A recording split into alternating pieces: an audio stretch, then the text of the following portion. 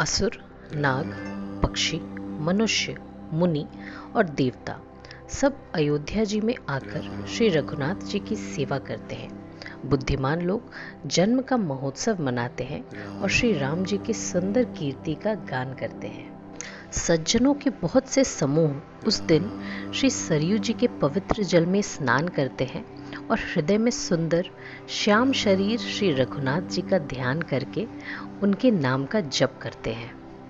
वेद पुराण कहते हैं कि श्री सरयू जी का दर्शन, स्पर्श, स्नान और जलपान पापों को हरता है। यह नदी बड़ी ही पवित्र है। इसकी महिमा अनंत है, जिसे विमल बुद्धि वाली सरस्वती जी भी नहीं कह सकती। यह शोभायमान अयोध्यापुरी श्री रामचंद्र जी के परम धाम की देने वाली है। सब लोकों में प्रसिद्ध है और अत्यंत पवित्र है।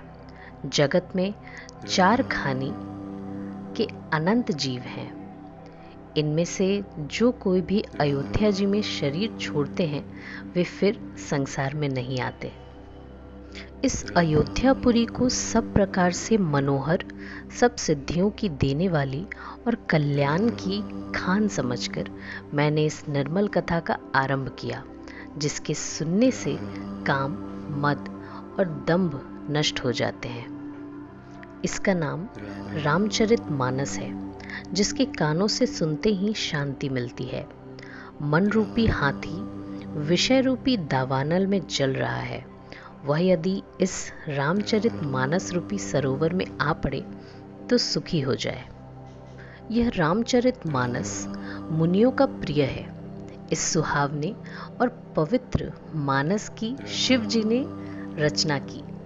यह तीनों प्रकार के दोषों, दुखों और दरिद्रता को तथा कलयुग की कुचालों और सब पापों का नाश करने वाला है। श्री महादेव जी ने इसको रचकर अपने मन में रखा था और सुअवसर पाकर पार्वती जी से कहा।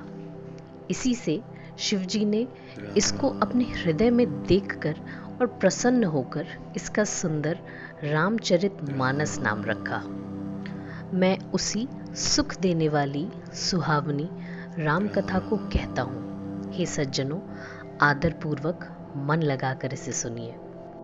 यह रामचरितमानस जैसा है, जिस प्रकार बना है और जिस हेतु से जगत में इसका प्रचार हुआ, अब वही सब कथा मैं श्री उमा महेश्वर जी का स्मरण करके कहता हूँ। श्री शिव जी की कृपा से उसके हृदय में सुंदर बुद्धि का विकास हुआ, जिससे यह तुलसीदास श्री रामचरितमानस का कवि हुआ। अपनी बुद्धि के अनुसार तो वह इसे मनोहर ही बनाता है, किंतु फिर भी हे सज्जनों, सुंदर चित्त से सुनकर इसे आप सुधार लीजिए। सुंदर बुद्धि भूमि है, हृदय ही उसमें गहरा स्थान है। वेद पुराण समुद्र है और साधु संत मेघ हैं। वे श्री राम जी के सुयश रूपी सुंदर, मधुर, मनोहर और मंगलकारी जल की वर्षा करते हैं। सगुन लीला का जो विस्तार से वर्णन करते हैं, वहीं राम सुयश रूपी जल की निर्मलता है, जो मल का नाश करती है। और जिस प्रेमा भक्ति का वर्णन नहीं किया जा सकता, वहीं इस जल की मधुरता और सुंदर शीतलता है।